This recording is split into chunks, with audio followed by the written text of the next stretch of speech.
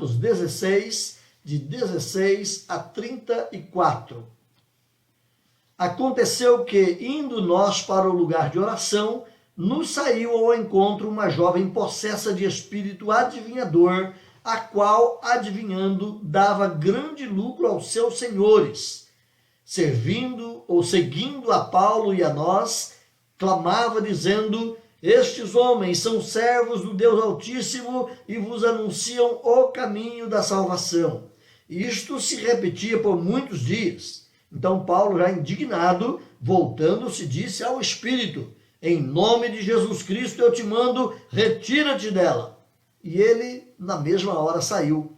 Vendo os seus senhores que se desfizera a esperança de lucro, agarrando-se em Paulo e Silas, os arrastaram para a praça à presença das autoridades. E levando-os aos pretores, disseram: estes homens, sendo judeus, perturbam a nossa cidade, propagando costumes que não podemos receber nem praticar, porque somos romanos.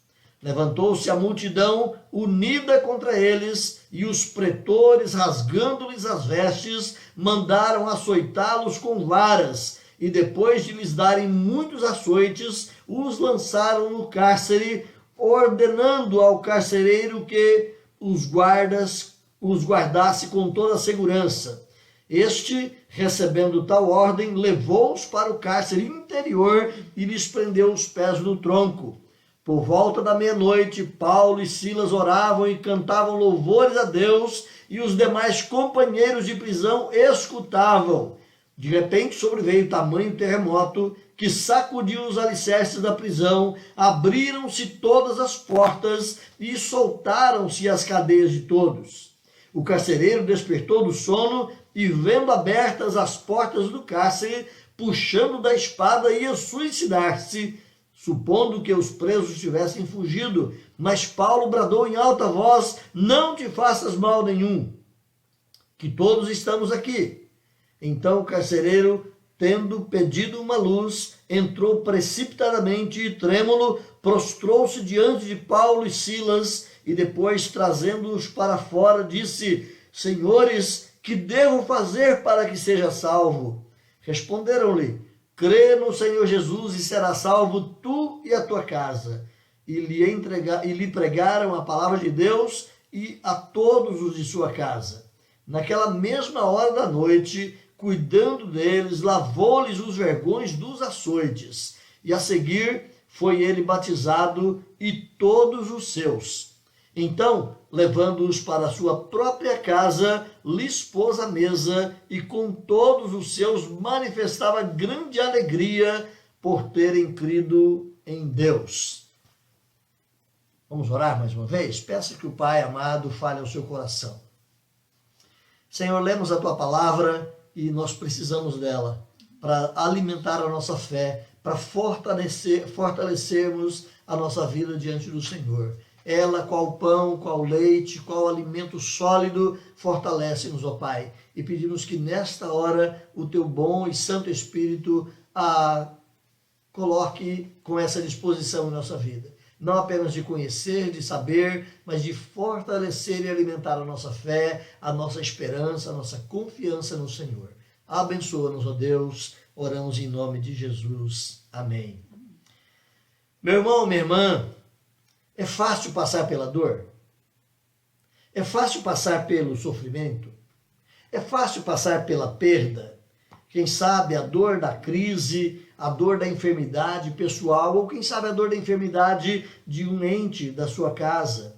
Quem sabe muitas são as formas de dores, de tribulações, de angústias que nós possamos passar, ou que nós podemos passar nessa nossa caminhada. Dói na alma e muitas vezes nos desequilibram as emoções, muitas vezes nos desestabilizam em nosso sentido de existência. Há muitas dores que levam as pessoas ao desespero, e muitas pessoas, no desespero da dor, no desespero da angústia, acabam cometendo loucuras. Não é fácil passar pela dor. Há muitas dores que dilaceram profundamente a nossa vida. O Evangelho, meus irmãos, voltando um pouquinho aqui para o contexto, o Evangelho estava sendo proclamado ao mundo. através do trabalho missionário de milhares de cristãos que nessa altura já haviam crido, conhecido, recebido a graça de Deus, e a partir do contexto lá do capítulo 8 de Atos, a partir da morte de Estevão, muitos cristãos foram perseguidos em Jerusalém e saíram anunciando esse evangelho para o mundo todo. Adicionando a isso, o Espírito Santo de Deus convoca alguns para que realmente fossem missionários em terras estranhas e saem missões para todo mundo. Esse mundo foi alcançado pela graça de Deus em muito menos tempo que nós possamos pensar. O evangelho tinha alcançado todo mundo conhecido daquela época. E neste contexto especial aqui, o apóstolo Paulo estava entrando na Europa.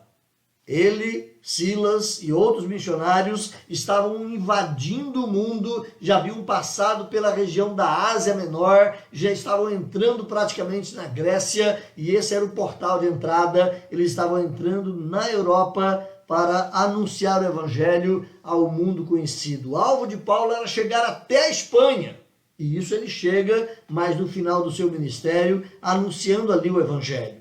A cidade de Filipos, ela havia sido escolhida por Paulo como ponto de entrada na Europa, exatamente porque ela era o portal, ela era a cidade principal entrando da região asiática para o continente europeu. Lídia havia sido a primeira convertida no mundo europeu. Ela era de Tiatira, da região da Ásia Menor, mas estava morando em Filipos. E nos versículos anteriores a esse texto que lemos, você tem ali a conversão de Lídia, onde ela já era uma temente ao Senhor, mas não conhecia a graça salvadora em Jesus Cristo. Onde ela já participava das orações dos judeus, mas ela ainda não tinha recebido a salvação em Cristo Jesus. Lembra que os judeus, eles tinham a esperança do Messias. E muitos judeus não sabiam que Jesus tinha vindo, porque havia judeus espalhados por todo o mundo. Além disso, havia os prosélitos, aqueles que eram de outras culturas, de outras nações, mas passaram a crer no Deus dos judeus. E eles também sabiam da esperança do Messias, mas muitos deles não tinham ainda o conhecimento de que o Messias havia vindo. Nessa altura da história da igreja, mais de 20 anos, cerca de 25 ou quase 30 anos, já havia se passado da morte de Jesus, e em muitos lugares do mundo, pessoas estavam ainda crendo que Deus enviaria o Messias. Paulo chega na cidade de Filipos e ele encontra ali essa mulher chamada Lídia, e ele a evangeliza. Se você se lembra do relato, não faz parte necessariamente aqui da nossa mensagem, mas se você se lembra do relato, ele procura um lugar para oração. Não havia na cidade de Filipos uma sinagoga. Toda cidade que Paulo chegava, o primeiro ponto onde ele buscava apoio era na sinagoga. Por quê? Porque lá já havia judeus. Porque a sinagoga era composta de judeus tementes a Deus e que sabiam da esperança do evangelho, sabiam da esperança acerca do Messias, e Paulo entrava por ali para evangelizar, para convencer os judeus de que o Messias era Jesus, e a partir dos cristãos ou dos crentes, a partir daquela sinagoga, Paulo estenderia o trabalho missionário na cidade ou na região. Mas chegando em Filipos, não havia ali uma sinagoga. Por quê?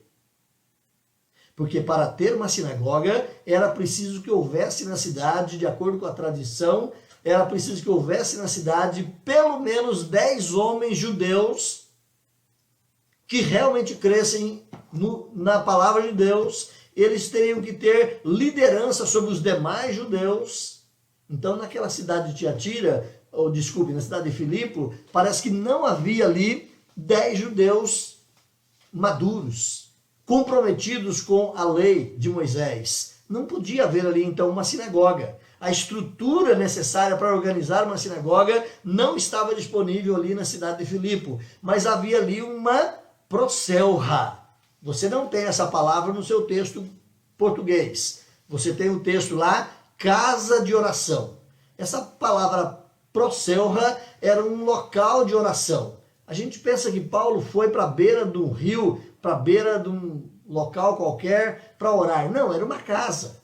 Era, quem sabe, uma casa próxima ao rio, mas ali os judeus se reuniam. poucos deles, muitas mulheres, se reuniam para orar e para buscar o Senhor. E nessa casa de oração é que Paulo encontra com Lídia. Sabe da fé de Lídia e diz o texto lá que o Senhor abriu o coração de Lídia para ela receber a mensagem do Evangelho, de saber que Jesus era o Messias. Ela, convertida, é a primeira a dar todo o apoio e suporte necessário aos missionários para continuar pregando.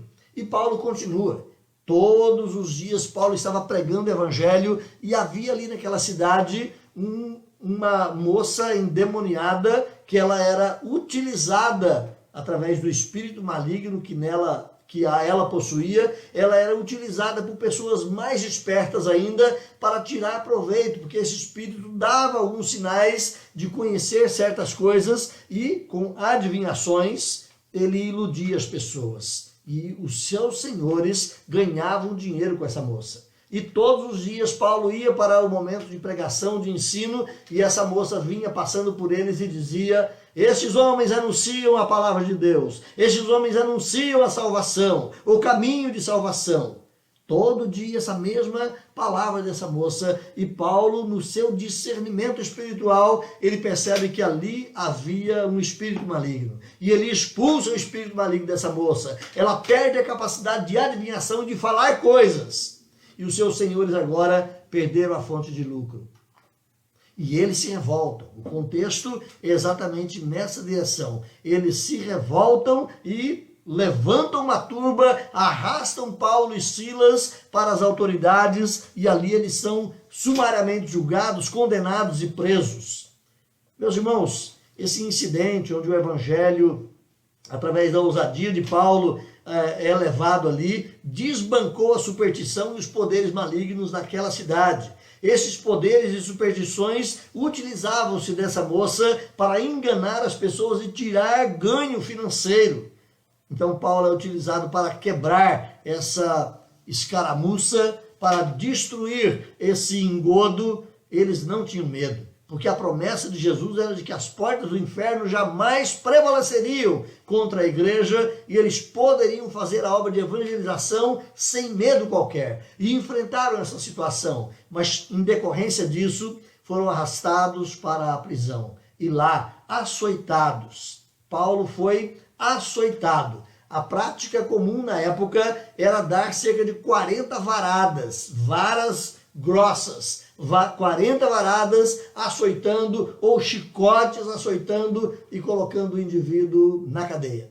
Paulo e Silas foram arrastados para lá. Você percebe na nossa leitura que foi dito para o carcereiro guardá-los com segurança, e o carcereiro, com medo de qualquer motim ou fuga, diz o texto que o carcereiro os levou para o mais interior, lá na cela mais profunda, e lá prenderam Paulo e Silas em tronco, em correntes, em algemas, e ali Paulo e Silas, com os corpos doloridos e sofridos, rasgados pelas chibatadas, estavam ali, quem sabe, com muita dor.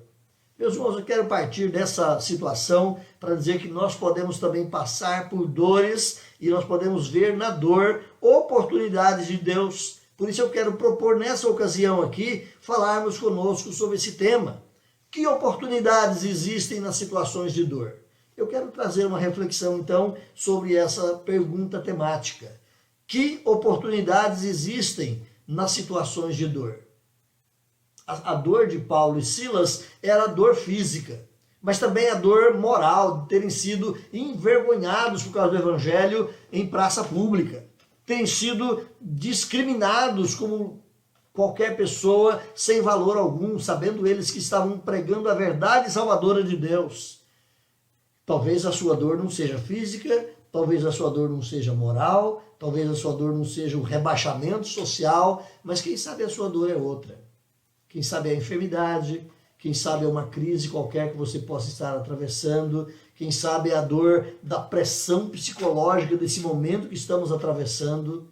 As dores nos perturbam a alma, então a partir dessa situação queremos compartilhar por que ou que oportunidades podem existir em situações de dor. Primeira colocação que eu faço é que em situações de dor, essas situações dolorosas se tornam oportunidades para a manifestação do verdadeiro louvor e da verdadeira adoração na vida do crente. Situações de dor podem se tornar oportunidades para a manifestação do verdadeiro louvor e da verdadeira adoração na vida do crente. Paulo e Silas eram crentes. Paulo e Silas foram presos por causa do evangelho. Eles estavam vivendo o evangelho e levando a mensagem de salvação para o mundo no intuito de fazer o nome, a pessoa e a salvação em Cristo conhecida, para que mais e mais pessoas pudessem ser libertas do cativeiro do pecado. Eles foram açoitados, como você percebe aí no versículo 22. Pode olhar aí, versículo 22. Eles foram açoitados a varadas e foram presos em troncos no cárcere. Meus irmãos, eles tinham tudo a partir desse quadro, quem sabe, para começar a chorar, a reclamar, a lamentar a sorte por aquilo que haviam passado. Quem sabe, eles poderiam dizer, por que essa desgraça nos atingiu? Não estamos fazendo bem? Por que comigo? E não é assim que muitas vezes, muitos de nós também fazemos ao passar pela dor. Por que isso? Por que comigo? Por que eu tenho que passar por essa situação? Mas Paulo e Silas, meus irmãos, eles não partiram para esse caminho. Imagine Paulo e Silas depois de levarem cada um, talvez 30, 40, 50 chibatadas. Lembra que eles não estavam debaixo do costume judaico, mas estavam debaixo da lei romana. Poderiam ter levado muitas chicotadas e muitas varadas com toda a força e violência do executor. E possivelmente ali um soldado frio, truculento, desumano, preparado para esses atos de atrocidade. Eles poderiam ter passado por tudo isso com as costas, lombos e pernas, quem sabe, recortados com vergões e cortes mesmos. Seus corpos, quem sabe, doloridos, mal podiam se sustentar. Eles não contavam com a assistência de um médico para qualquer reparo de enfermaria depois disto, para limpar as feridas, para aplicar qualquer medicamento curativo ou anestésico. Pelo contrário, com os pés presos no tronco, eles mal poderiam se mexer, eles mal poderiam, quem sabe, se sentar e se acomodar de forma mais confortável, não poderiam sequer relaxar. Qual era a reação dos missionários, então? Olha aí no versículo 25. A reação desses irmãos, sofridos, doloridos, maltratados, diz o versículo 25, que por volta da meia-noite, Paulo e Silas oravam e cantavam louvores a Deus e os demais companheiros de prisão escutavam. O que é que eles cantavam? Obviamente que o narrador Lucas não guardou para nós aqui as letras dos cânticos que Paulo e Silas cantavam, mas quem sabe eles poderiam cantar expressões como as nossas. Senhor meu Deus, quando eu maravilhado. Ou quem sabe dizer, Jesus provou o seu amor por mim. Não sei quais eram as canções que Paulo cantava, certamente não eram as nossas, mas o teor, o produto ou o fruto dessas canções certamente eram glorificando o Senhor, certamente era exaltando o nosso Deus, certamente era falando da graça maravilhosa da salvação. Paulo e Silas cantavam louvores ao Senhor e os demais companheiros de prisão escutavam atentos. Meus irmãos, quando cantamos em nossas prisões, quando em nossos sofrimentos, em nossos cárceres de dor, outras pessoas que passam por situações semelhantes também podem nos ouvir e podem conhecer a Deus. Portanto, é importante lembrarmos disso. Na dor, não fique reclamando. No sofrimento, não fique lamentando. No momento da angústia, cante louvores ao Senhor. Fale da graça de Deus na sua vida. Situações de dor e de aflições podem atingir a minha e a sua vida, meu irmão. Lembre disso. Situações de angústia podem nos atingir. Não podemos perder de vista o fato de que vivemos num mundo caótico, onde males de toda espécie podem nos rodear.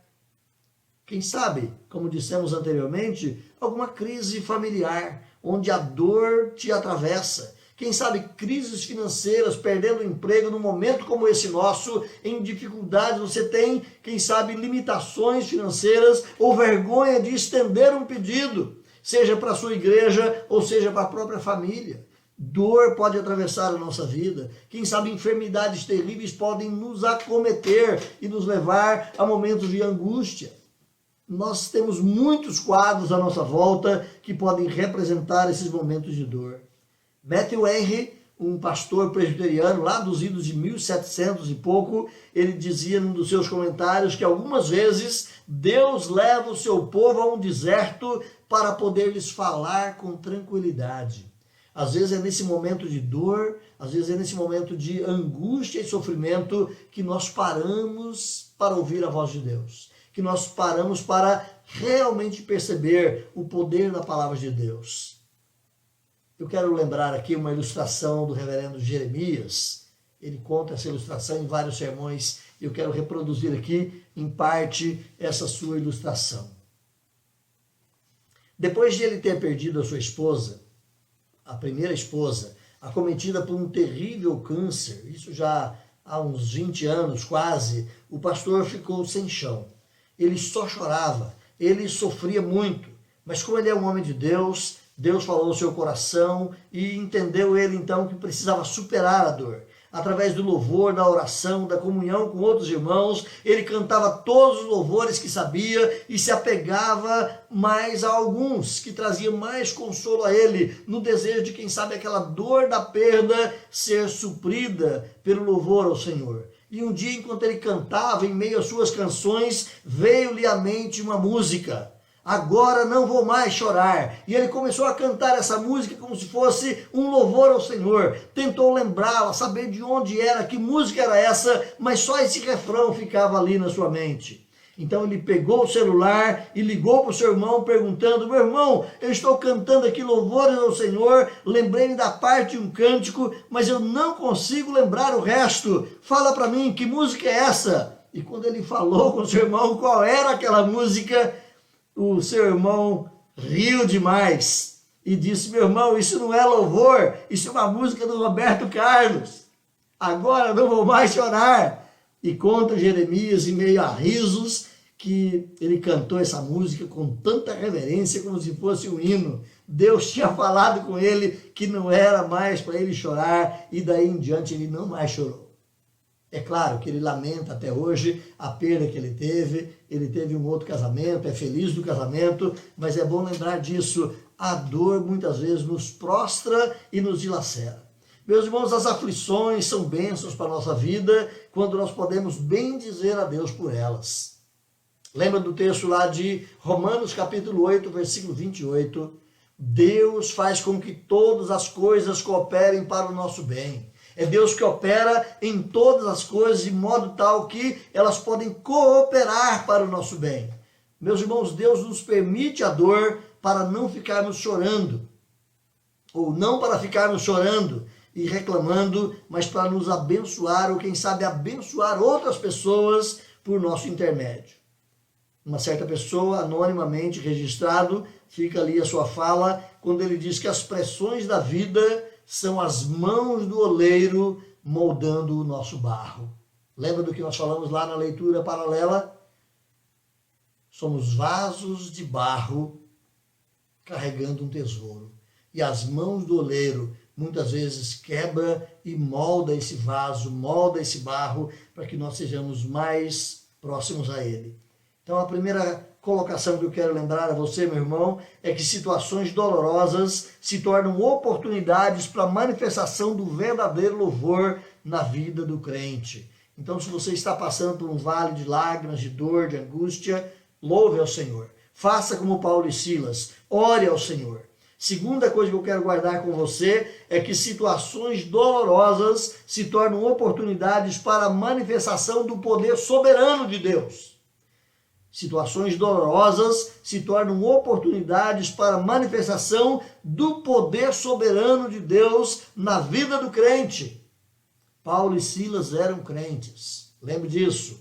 E o nosso Deus é o Deus Todo-Poderoso. O nosso Deus é o Senhor soberano. As Escrituras nos revelam, meus irmãos, que Deus é o único e verdadeiro Deus e Ele está sempre velando pelo seu povo. Nada passa desapercebido na nossa vida. Se você se lembra lá do texto de Isaías, 40, quando o profeta pergunta: por que dizes, ó Jacó, e por que levantas o questionamento, ó Israel? Porque Deus não vê a minha vida? Será que o meu momento passa desapercebido ao meu Deus? Não. A resposta de Isaías ali é não. O Deus Todo-Poderoso conhece a aflição do seu povo. Meus irmãos, tudo está claro e patente diante dos olhos do nosso Deus. Nada escapa, nada foge ao seu conhecimento. E Paulo e Silas sabiam disso. Eles haviam levado uma surra de varas ou chicotes, estavam aos frangalhos, arrebentados, aprisionados, presos a um tronco, mas eles estavam sabendo disso. Deus está aqui conosco, Deus está vendo a nossa dor, Deus está acompanhando o nosso sofrimento. Estavam presos, machucados, maltratados, mas a convicção da presença do Senhor com eles era suficiente.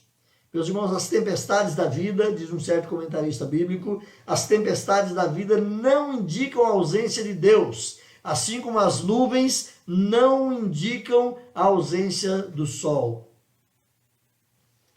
As tempestades da vida não indicam a ausência de Deus, assim como a presença de nuvens não indicam a ausência do sol. Quando Deus vai agir em benefício do que sofre? Deus é soberano. Ele age na medida e no momento que lhe cabe. Não cabe a mim ou a você estabelecermos o tempo para as ações de Deus. A nós cabe confiar em seu caráter. A nós cabe confiar na sua pessoa. A nós cabe confiar no seu ser e no seu poder. O modo pertence a Deus. O tempo pertence a Deus. A decisão de trazer ou não o livramento na nossa vida pertence a Deus. Ele é o Deus soberano. As suas decisões, sejam elas para libertar ou para permitir que a dor continue, são as mais acertadas para nós, porque Ele vê o todo e não apenas as partes como nós vemos. Deus conhece toda a inteireza do nosso ser e toda a inteireza do seu propósito, do seu projeto em permitir que a dor nos alcance. Lucas, meus irmãos, o historiador, ele fez questão aqui de registrar nesse livro de Atos, ele fez questão de colocar aqui uma adjunta adverbial de tempo, quando ele fala de repente, o inesperado acontece. De repente, o imprevisto acontece. Esse de repente que você tem aí, indica justamente que Deus resolveu agir, que Deus entrou em ação naquele momento. Você pode observar aí a leitura do texto no versículo 26. De repente, sobreveio um tremendo terremoto. Deus resolveu agir naquele momento, lá pela calada da noite, por volta de meia-noite, quando todos estavam ali ouvindo Paulo e Silas louvando. De repente, é uma fração de tempo. Não sabemos o tempo, o momento exato, o segundo exato, mas Deus entrou em cena. Indica que a soberania de Deus entrou em ação, deixando transparecer que o tempo e as decisões pertenciam a Ele. Não era de Paulo, não era do governo romano representado ali nas autoridades, mas Deus, no seu momento, na sua hora, Ele entrou em ação e Ele fez o que devia fazer para a libertação.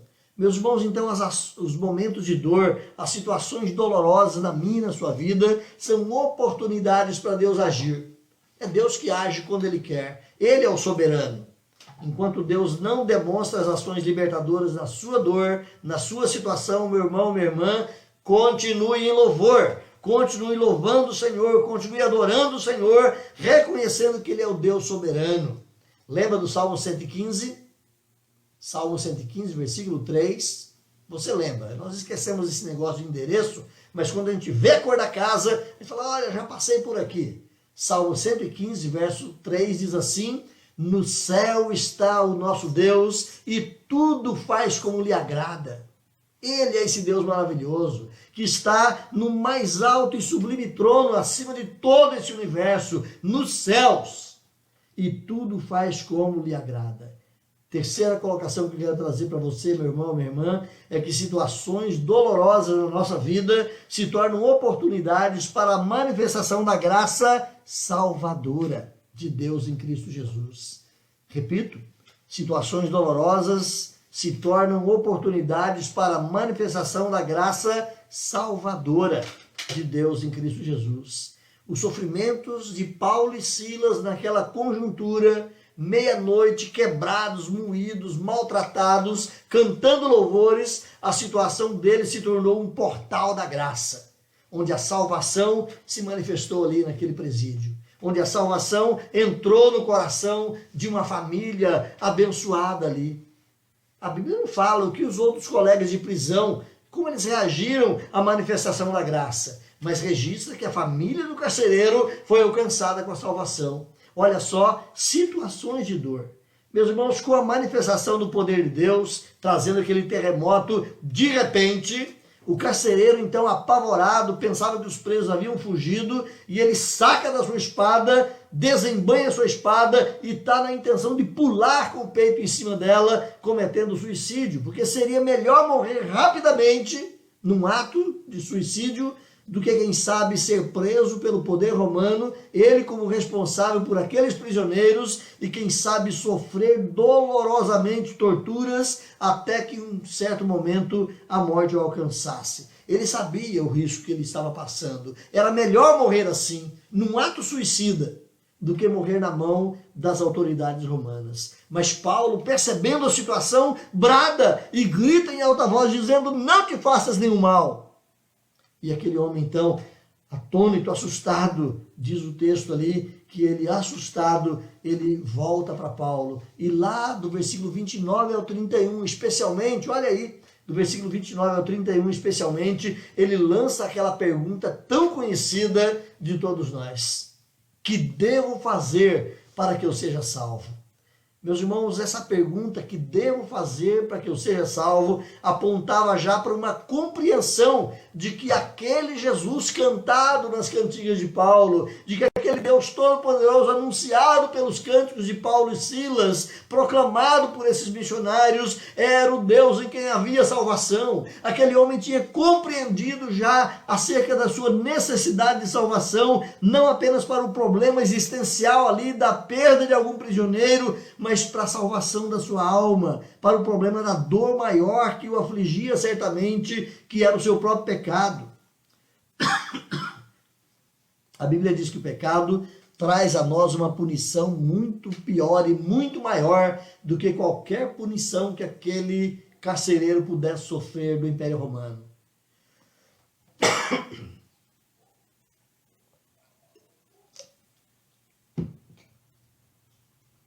E aquele carcereiro, reconhecendo a graça de Deus, reconhecendo a mensagem do Evangelho, pregada e proclamada por Paulo e Silas, no meio daquela dor, aquele carcereiro apresenta exatamente essa pergunta: que devo fazer para que eu seja salvo? Meus irmãos, assim, daquela decisão ou daquela situação de dor, se tornou ali então um palco e um cenário perfeito para que a graça de Deus entrasse no coração daquele homem, para que a graça de Deus o levasse ao arrependimento, à compreensão do seu pecado e tornasse real para ele a salvação em Cristo. Lucas não registrou muitos antecedentes desse homem. Ele já conhecia alguma coisa do Evangelho? Ele já tinha ouvido mais pregações? Ele já sabia acerca da promessa de Jesus? Talvez não. Talvez fosse ali, naqueles hinos cantados por Paulo, que ele tenha tomado conhecimento da graça salvadora. Mas foi ali, naquela conjunção de dor, que Deus abriu as portas daquela prisão e, mais ainda, da prisão do coração daquele homem, para que ele fosse liberto. Situações dolorosas, meus irmãos, têm oportunidades de salvação. Não são os nossos sofrimentos que nos tornam merecedores do amor de Deus. Não são os nossos sofrimentos que nos tornam merecedores do perdão e menos ainda da graça de Deus. Nada que nós podemos fazer ou sofrer nos habilitam para receber a graça de Deus. Vamos quebrar um tabu? Diz o tabu evangélico: quem não vem pela dor ou quem não vem pelo amor, vem pela dor. Ninguém vem pelo amor e ninguém vem pela dor. Todos vêm da mesma forma, confrontados pela palavra de Deus mediante o Espírito Santo. Não é o amor porque nós não o possuímos. Não é o amor porque nós não o temos em relação a Deus. Nós somos pecadores, pervertidos e corrompidos pelo pecado de tal maneira que o amor foi acabado em nossa vida. Nós não amamos a Deus. Por iniciativa própria, não. Diz o apóstolo João, num outro momento, que agora sim, convertidos, resgatados pela graça de Deus, nós amamos a Deus porque Ele nos amou primeiro. Mas o pecador, antes de Deus o alcançar, ele não ama a Deus. Ninguém vem a Deus pelo amor. E ninguém vem a Deus pela dor. Porque se pela dor alguém pudesse vir a Deus, a sabedoria de Deus teria deixado o ser humano sofrer, porque ele é merecedor do sofrimento. Deus não colocaria o seu filho para pagar a morte terrível do inferno que eu e você deveríamos pagar. Deus não colocaria o seu filho para sofrer se nós pudéssemos sermos salvos pela dor. Os culpados éramos nós. Porque o filho dele deveria sofrer a dor. Não éramos nós os culpados? Ninguém vem pelo amor e ninguém vem pela dor. Todos chegam a Deus mediante o único caminho, que é Jesus Cristo. A operação do Espírito Santo mediante a palavra, no caso aqui, cantada e proclamada por Paulo. Para outros, proclamada por outros. Quem proclamou a palavra para você? Quem te anunciou o evangelho? Então você agora é devedor. Há outros tantos que estão perto de você e você deve também cantar o amor de Deus, proclamar o amor de Deus para que o Espírito Santo igualmente use o evangelho através de você para a salvação de outras pessoas. Situações dolorosas, elas servem para sensibilizar o coração do homem. Ela serve, quem sabe, para impactar o homem naquele momento de dor, para que ele caia em si, para que ele reflita. Lembra da experiência do filho pródigo lá em terras distantes? Situação de dor. Dor moral. Ele estava desmoralizado, tratando de porcos, o que para um judeu era coisa horrível. Ele estava numa dor de abandono, lembrando que lá na casa de meu pai tem fartura. Dor de ser humilhado pelos seus próprios patrões ali, que nem sequer o deixavam comer das comidas dos porcos. Dor do abandono de seus amigos, que enquanto ele tinha dinheiro, ajudou a gastar a sua fortuna. Agora, ali, no fundo daquela pocilga, ele estava reconhecendo que ele precisava, mas ele precisava de Deus, ele precisava do perdão, e ele vai, na figura contada por Jesus, ele vai buscar o perdão. Meus irmãos, o sofrimento humano, ele pode ser um poderoso megafone nas mãos de Deus para trazer o evangelho com mais clareza, para nos sensibilizar, para percebermos a verdade, onde o Espírito Santo vai trabalhar o coração do homem ali e levá-lo. Mas o que o leva a Deus é o Espírito Santo. O que o leva a Deus é o evangelho que ele pode ter na sua mente, guardado, quem sabe, há tanto tempo. Não é a dor. A dor é apenas o instrumento que Deus usa para levá-lo a Cristo através do Espírito e através do Evangelho. Diz C.S. Lewis que Deus sussurra aos nossos ouvidos por meio do nosso prazer. Deus fala-nos mediante a nossa consciência, mas Ele clama em voz alta por intermédio da nossa dor. Esse é o megafone de Deus para despertar o mundo surdo, diz C.S. Lewis. Quero terminar aqui nesse momento a nossa reflexão e perguntar para você, você está passando por dor? Você está sofrendo? Você está passando por um vale de lágrimas? Se você já é um crente em Cristo Jesus, não é hora de reclamar, mas é hora de abrir os seus lábios e proclamar a plenos pulmões o Deus soberano a quem nós servimos e tributar a Ele toda a glória, todo o respeito, todo o louvor, apesar do momento que você passa. Ele conhece a sua dor.